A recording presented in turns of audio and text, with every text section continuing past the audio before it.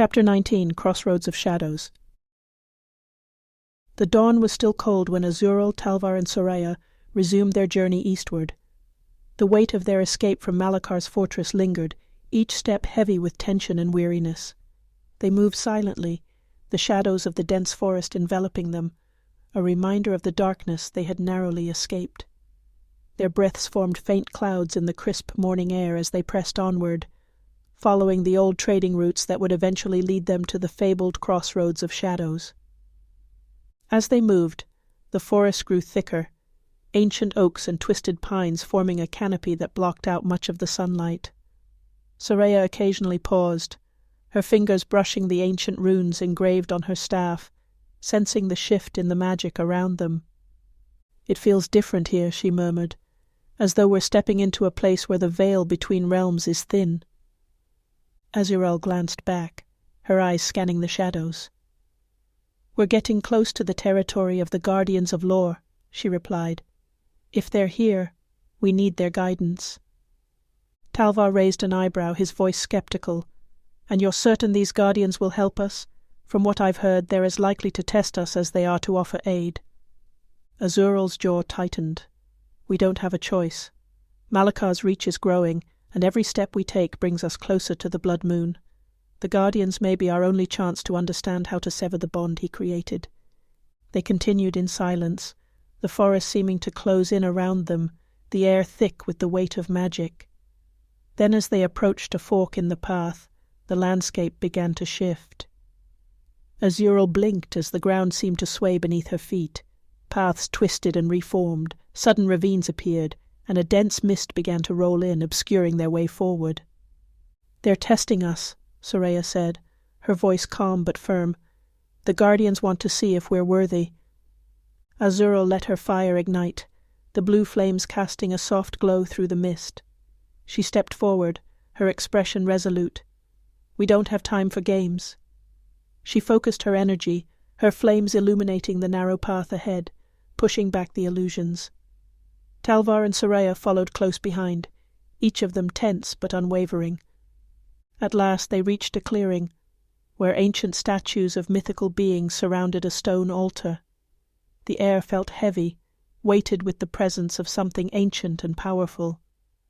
As they stepped forward, shadowed figures emerged from the mist, each one cloaked and hooded, their robes marked with intricate symbols. The Guardians of Lore had appeared, their forms both real and spectral, as if they existed on the edge of reality. One figure stepped forward, a staff in hand, its tip glowing with a soft, otherworldly light. His voice was deep, resonant, and filled with an authority that sent a chill down Azural's spine. "Draconis ignis aeterni," he intoned, addressing her formally. "You seek our aid, yet the path you walk is shrouded in darkness."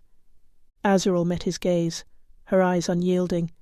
"Malakar has forged a bond between us, a bond that corrupts my power. I need to sever it before he uses it to control me." The Guardian's gaze shifted to Soraya, his tone wary. "And you, Soraya of the Shadows, have already walked this path.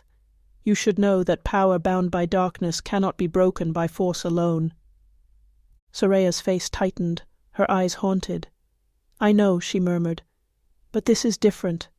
Azural's power is one of rebirth, of creation and destruction in balance. If anyone can resist Malakar, it's her." The Guardian's expression remained unreadable, his gaze sweeping over them, weighing their words, their intentions. At last he raised his staff, and the ground beneath them began to pulse with energy. To sever a bond forged in shadow requires sacrifice, the breaking of that which holds power over you. Are you willing to confront the darkness within yourself, Draconis ignis aeterni? Azural took a deep breath, her heart pounding, but she did not hesitate. "Yes, whatever it takes, I will do it." The Guardian inclined his head, the faintest trace of respect in his gaze. "Then we shall see if your resolve is enough." With a wave of his staff, the mist thickened around them, and the clearing vanished. Azural felt herself pulled into a realm of shadows, an endless expanse where darkness pressed in on all sides. The ground beneath her felt both solid and insubstantial, like standing on the edge of a dream. She could sense Talvar and Soraya nearby, but the shadows kept them apart, each of them facing their own inner battles. The air grew colder, the darkness thickening as a familiar mocking voice echoed around her. "Draconis ignis aeterni," Malakar's voice sneered, dripping with contempt. "Did you truly believe you could escape me?" Azural's fists clenched, her fire igniting in response, the blue flames casting a small circle of light around her. Malakar's form emerged from the shadows, his face twisted into a cruel smile. "You are nothing but a vessel," he taunted, his voice a dark whisper. "A weapon waiting to be wielded. And I will wield you, Draconis ignis aeterni. You cannot escape me." Azural's gaze hardened, her flames blazing brighter as she pushed back against his presence. "I am not yours, Malakar, and I will never be." Malakar's laughter echoed through the darkness, cold and mocking. Such conviction! But conviction alone is nothing. You cannot fight the shadows without succumbing to them. Azural felt the weight of his words pressing down on her, doubt seeping into her mind like a poison.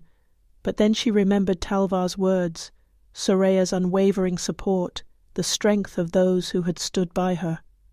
Her fire flickered, then grew stronger, fueled by the memory of her allies, by the light they had given her.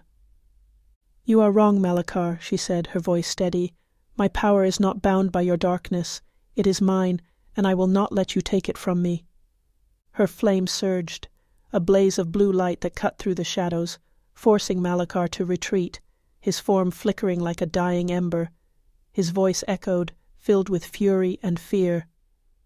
"This isn't over, Draconis ignis aeterni. I will have your power, one way or another." As his presence faded, the shadows began to dissipate, the mist lifting to reveal the clearing once more. Azural felt the weight of the encounter settle over her, the toll of the confrontation leaving her exhausted, but unbroken.